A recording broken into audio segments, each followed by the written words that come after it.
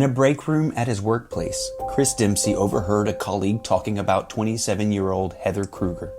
She had stage 4 liver disease. The doctors gave her a few months to live, and that wasn't enough time to find a donor for a transplant. Chris had never met her. "If I can help, I will," he said to himself. He got tested and found he was compatible to donate part of his liver to Heather. He agreed to do it, and they met for the first time. The operation was a success. Chris saved Heather's life. They became close. So close, in fact, that they fell in love and married. As one reporter put it, a year and a half later, after giving her part of his liver, she gave him all of her heart. When Chris decided to give an organ to a random stranger, he had no idea he was saving his own wife.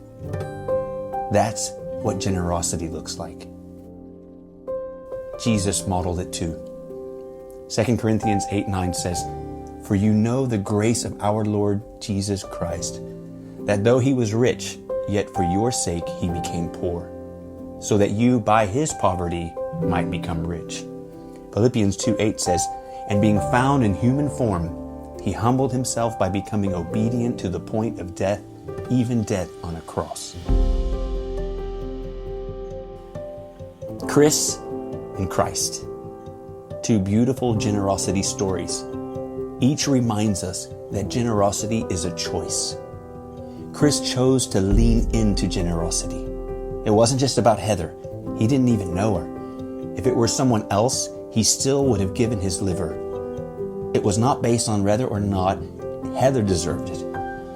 It had more to do with Chris's heart than Heather's. Christ chose to lean into generosity. It wasn't just about us. He left heaven for earth knowing full well that many would refuse his generous offer of abundant life. It wasn't based on whether or not we deserved it. It had more to do with Christ's heart than ours. Fear would have us shut our hearts and close our fists. Don't share, it warns us. There's not enough. Hang on to your life, it says. You've only got one. It would have you think of resources like a pie with a limited number of slices. Fight for the largest slice of pie because the pie is fixed. Be a taker, not a giver. Resources are low. There's not enough. Give in to fear. Don't. It's not true. It only sounds true because we've believed a lie that God's resources are limited. But we have Christ, the hope of glory. God's pie is not fixed for us.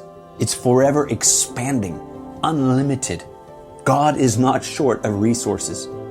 Lean in to generosity. Act in the opposite spirit to fear. I want to invite you to get on your knees before God and ask, Lord, how can I be generous like Chris, like Christ?